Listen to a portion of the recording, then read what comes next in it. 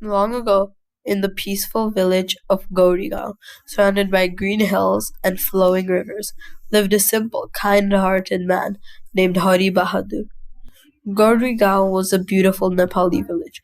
In the mornings, white mist covered the fields like a blanket. Birds sang, crows lowed softly, and temple bells echoed through the air. Villagers were warm and polite, always greeting each other while smiling. Namaste. Hari Bahadur lived in a mud and stone house with a tin roof at the bottom of the valley. Behind it were a field of potatoes, spinach, cauliflower, and radishes. He worked hard every day, but life was difficult. His biggest problem? He did not have a donkey. Without one, he carried heavy baskets of vegetables to the market on his back each week. The long walk left his shoulders aching and legs trembling.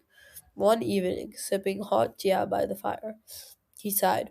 I'm not getting younger. I truly need a strong donkey to help in the fields and carry vegetables to the market.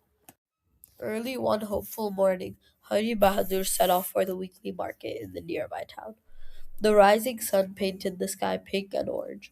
After washing, praying, and eating leftover rice, he began walking. The market was crowded. People sold fruits, grains, tools, and animals. Chickens clucked, children laughed, and shopkeepers shouted prices, greeting everyone with Namaste Dai and Namaste Bahini. Hari Bahadur reached the animal section and saw a strong, healthy, shiny donkey with bright eyes.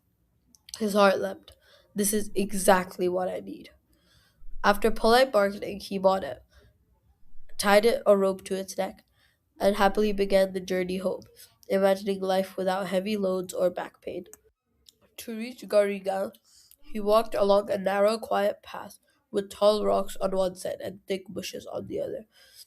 But two thieves were hiding behind a rock. They had seen him buy the donkey. As he passed, smiling to himself, one clever thief silently removed the rope from the donkey's neck and tied it around the other thief's neck instead. Then he slapped the donkey lightly and it ran away. Hari Bahadur noticed nothing. At home, he turned to tie the donkey near the shed, but instead of a donkey, a man stood there. Hari Bahadur staggered back. What are you doing here? Where's my donkey? The man lowered his head sadly. Please don't be angry. You saved me. Confused, Harry listened. Long ago, I spoke cruelly to my mother. She is a witch. She cursed me, turning me into a donkey until a kind man bought me. Today you did. Because of you, I am human again. Harry Bahadur's heart sank. Oh, my luck. Feeling sorry, he untied him. Go back to your mother. Never disrespect her again. The man thanked him and left. Hari Bahadur had no donkey again. He worked even harder, hands rough and feet tired. Yet he never complained. After gathering vegetables, he returned to the market weeks later.